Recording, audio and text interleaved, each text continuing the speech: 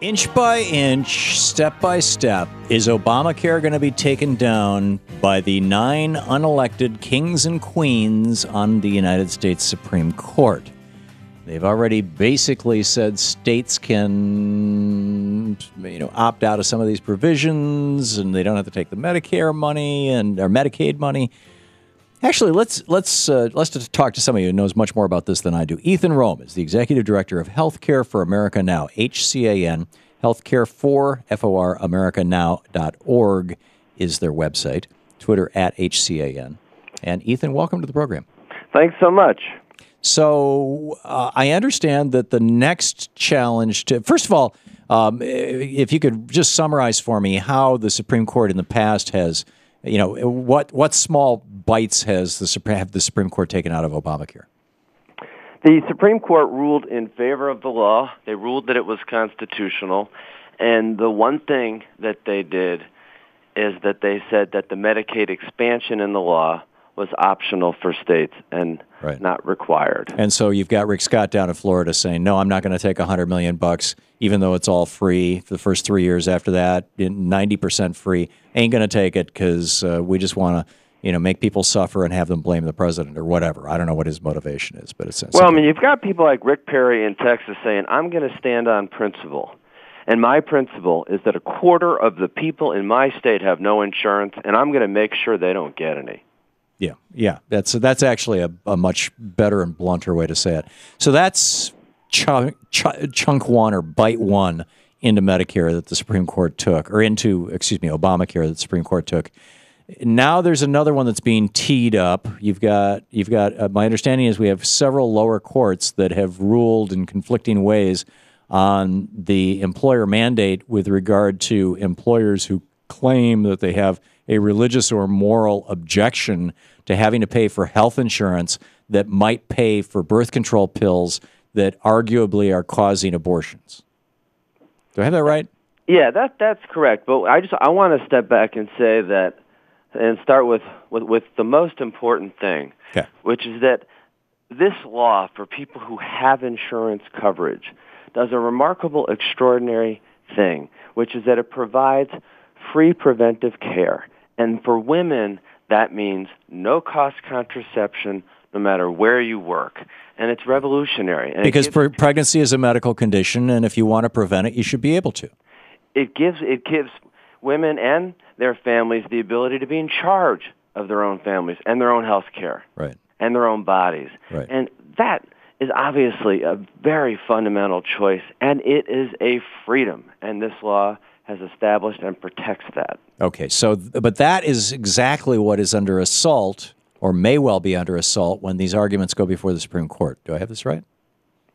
Yes, there's several dozen lawsuits right now across the country that are challenging that part of the law.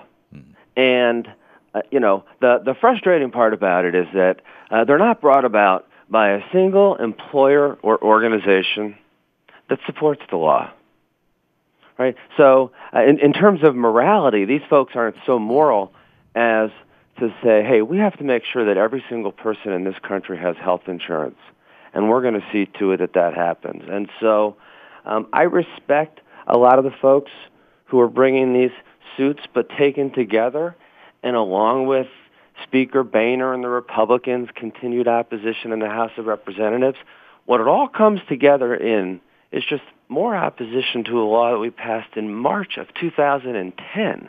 Right. This is really just people saying Obama passed it. We hate him. We're gonna try and take this law down. Right. And the only problem is that the country didn't agree on the 6th of November. Yeah. So we have a president who won handily. We have Senate increasing their margin, and across the country, what we have is the lowest number of people saying that they want to repeal this law in its history. So we've got a law that has really strong support. But none of that matters to the Supreme Court. They're not elected. They don't have to answer to public opinion, although you could argue that, when in 1937, after the election of 36, when Franklin Roosevelt tried to pack the court, the court actually started changing the way that they made decisions, even though the makeup of the court didn't change. In large part because of the public debate about their obstructionism with regard to the New Deal. But I don't see that kind of noise being made about the current court. It's possible, I suppose, if the president was to get behind an effort to amend the Constitution about Citizens United, for example. But here we have 9 people unelected in robes, just 3 blocks from where I'm sitting, who have given themselves the power, actually, in 1803 in a case called Marbury versus Madison. It's not in the Constitution. Gave themselves the power to strike down laws passed by Congress. It's funny, Tom. All of that is true, and I am not a constitutional scholar, and I'm not even that smart about these issues. What I do know is this: nobody predicted, except for ardent supporters of Obamacare, but everybody else said that this Supreme Court, under the conservative leadership of Justice Roberts, was never going to uphold Obamacare, and yet they did. And their decision was then ratified by the electorate. So I just don't see these cases going anywhere. The Liberty case is going to go back to the 4th District Circuit and die. You think so? It's a liberal circuit, likely to have the same panel that already ruled on it. 2 of the 3 folks that ruled on it on the merits support the law. So I don't think this case is going to go anywhere. That's why the Obama administration, the Department of Justice said, go ahead. And they didn't object when the Supreme Court raised it.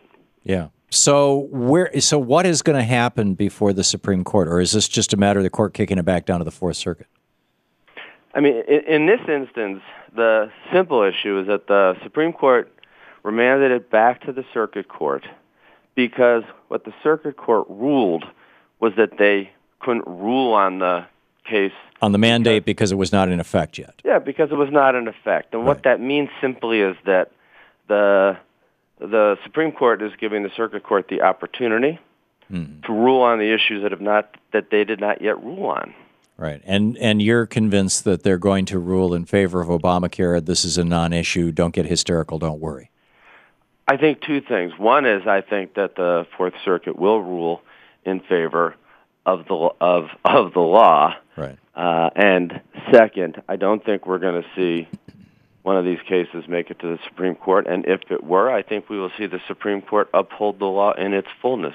But John Roberts, in order to uphold the fundamental constitutionality of Obamacare, had to basically twist himself into pretzels. And if the reports from inside the court are true, he did so just in the last 3 weeks before the decision came down, much to the shock and horror of his peers. Might he be looking to redeem himself with conservatives, or might he be, there another change of mind be coming down the road? Or do you think he's going to dig in his heels and say, no, I've planted my flag here, I'm going to stand with it? I mean, I think that I don't understand the internal dynamics of the court, and I don't pretend the way a lot of folks do to understand what happens. Right. All I know is this: he may have twisted himself into a pretzel, but he did when it mattered, and I think he will again. Yeah. Okay. I mean, they don't need to take this up again. Yeah. It's going to be very interesting. We're talking with Ethan Rome. He's the executive director of Healthcare for America Now, HCAN. Healthcare for FORAmericanow.org is the website. And this sounds, Ethan, you've given us all what I think is some good news.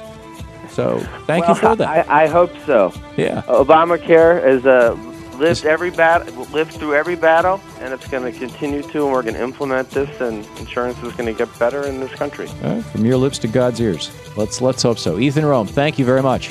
Thank you.